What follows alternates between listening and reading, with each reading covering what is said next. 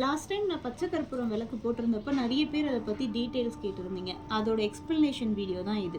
இது வந்து 4 பார்ட்ஸில் வரும். இந்த இது பார்த்தீங்கன்னா இதில் வந்து நம்ம எண்ணெய் ஊற்றி திரி போட்டுக்கலாம். இது ரொம்ப ஆழமாக இருக்கிறதுனால நிறைய எண்ணெயே பிடிக்கும். அதுக்கு மேலே இது வச்சுட்டோம்னா இந்த ஓட்டைங்க வழியாக அந்த விளக்கோட வெளிச்சம் வந்து நம்மளுக்கு வந்து ஸ்ப்ரெட் ஆகும். அதுக்கு மேலே இந்த குட்டி பாத்திரம் இருக்குது பார்த்தீங்களா, இந்த குட்டி பாத்திரத்தில் வந்து பன்னீர் ஊற்றி பட்டை, லவங்கம், பச்சை கற்பூரம் அந்த மாதிரி வாசனை பொருள் வந்து நம்ம போட்டுக்கலாம். ஈவன் துளசி கூட போட்டுக்கலாம். அப்படி இல்லை பன்னீர் இல்லைனா வெறும் தண்ணி ஊற்றி பச்சை கற்பூரம் அந்த மாதிரியும் போட்டுக்கலாம். இல்லை வெறும் பன்னீர் மட்டும் போட்டுக்கலாம்.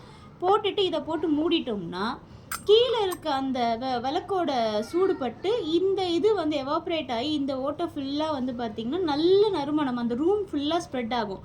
கீழே வந்து வெளிச்சம் வரும். இது மேலே வந்து நம்மளுக்கு அந்த ஸ்மெல் வரும். இது வந்து ரொம்ப ஆழமாக இருக்கிறதுனால விளக்கெண்ணெய் யூஸ் பண்ணோம்னு வச்சுக்கோங்க. விளக்கெண்ணெய் வந்து திக்காக இருக்கும். திரி சின்னதாக வச்சுட்டோம்னா ஒரு மார்னிங்லேருந்து ஈவினிங் வரைக்கும் இது அப்படியே கண்டினியூஸாக எரியும். இது வந்து அந்த ஸ்மெல்லும் ஒளியும் ஒன்றா வர்றதுனால நிறைய பாசிட்டிவ் எனர்ஜிஸை வந்து கிராப் பண்ணுன்னு சொல்கிறாங்க. இப்போ இது கூட பார்த்தீங்கன்னா நம்மளுக்கு வந்து இந்த சட்கோண விளக்கு வந்திருக்கு. முருகருக்கு வந்து தனித்தனியாக 6 விளக்கு வைக்காமல் இது ஒரே இதுவாக வந்திருக்கு. இதில் வந்து நம்ம இதை செட் பண்ணிக்க முடியும். ஓமும் இருக்குது, வேலும் இருக்குது.